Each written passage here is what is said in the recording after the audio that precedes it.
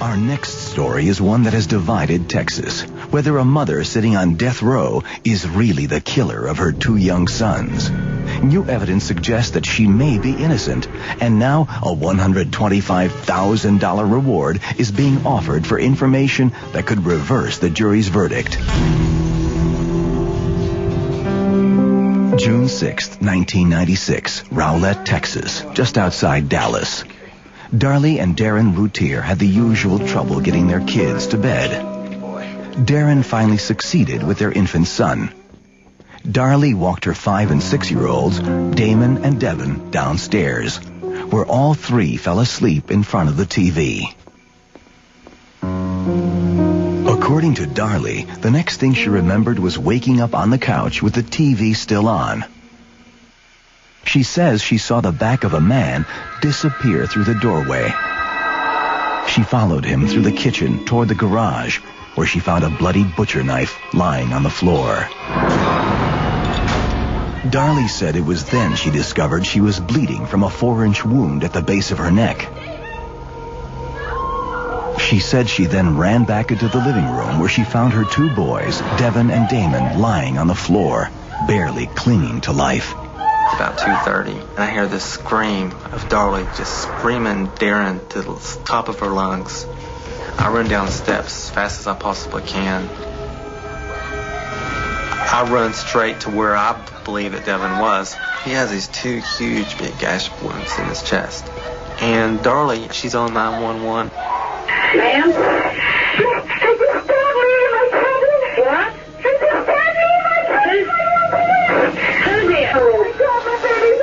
What's going on, ma'am?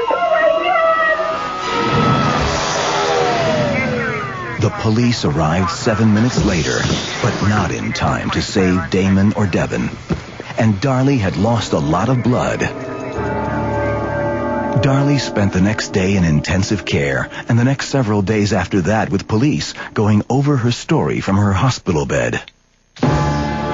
Darlie couldn't remember details, but felt she'd been attacked in her sleep and left for dead when her neck was cut. Darlie said she woke up and caught a glimpse of the intruder, but police didn't believe her story.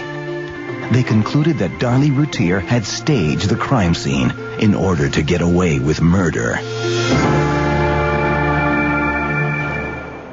Police said that the evidence was overwhelming, that Darlie's fingerprints were on the bloody murder weapon, a butcher knife from her kitchen, that her wounds were superficial and self-inflicted.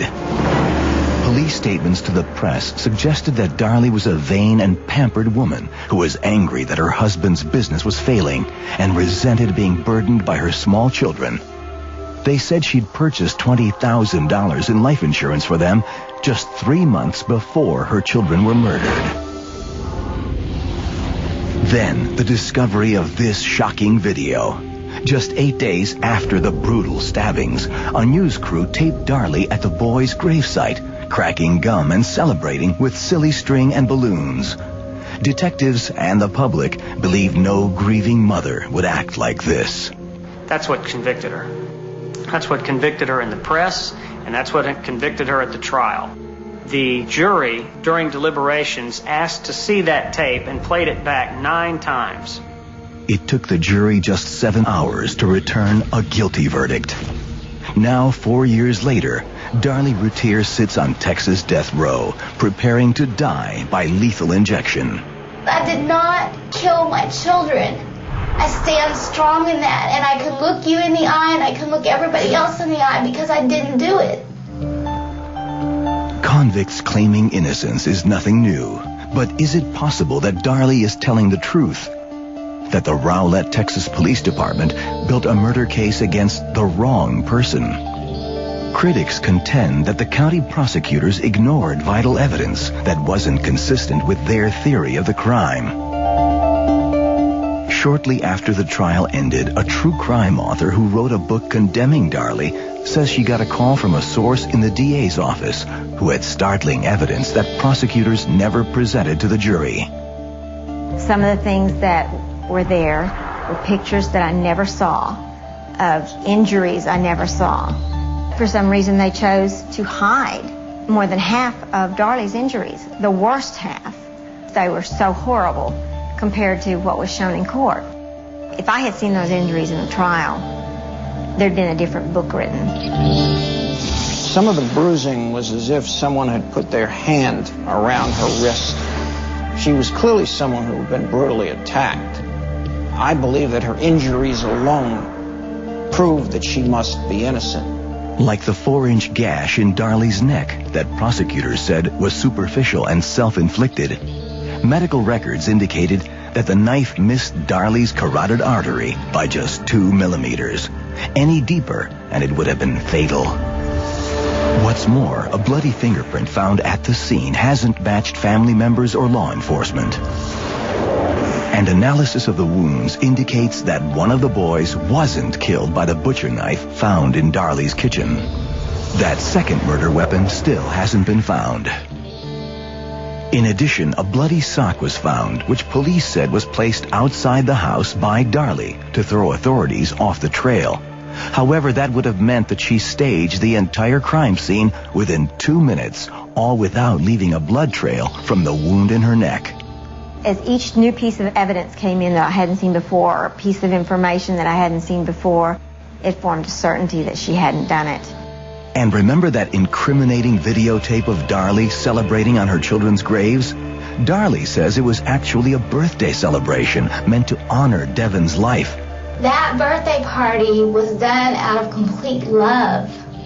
Unselfish love. Nothing but pure love done for him because he wanted to be 7. In fact, the real funeral was caught hours earlier on this police surveillance tape. There was grieving, weeping, and prayers from clergy, but the judge prevented presenting this tape of the actual funeral at trial. Both police and prosecutors declined to be interviewed by million-dollar mysteries. I'm innocent. Did Darlie Routier really kill her boys, or was there someone else? The first theory focuses on the mysterious intruder Darlie claims to have seen. I believe that if there was an intruder, that this was an aborted sex crime. Under this scenario, Loesch contends the boys were probably killed when they woke up and witnessed it. Another theory, could the boys' father have played some role in the murders? I am not sitting here today saying that Darren Routier did it. I am saying that on the night of the murder, they had a little argument about finances. And she said, I think maybe we need to be separated from each other. Yeah, we can't afford that boat. If he thought that she was going to take his boys and all of his money at a time when he was already in terrible financial trouble, that's quite a motive. According to Routier's financial records, Darren was 3 months behind in the mortgage. He owed more than $10,000 to the IRS. His credit cards were completely maxed out, and he had just been denied a personal bank loan. Furthermore, it was Darren, not Darlie, who took out those life insurance policies 3 months before the children died, including one on Darlie worth $250,000. Yet Darren Routier denies any involvement in the crime. I know. Darlie knows. God knows. My family knows. Devon and Damon know. I had nothing to do with this. Was Darlie's conviction a miscarriage of justice? Maybe you can resolve this mystery and collect that $125,000 reward.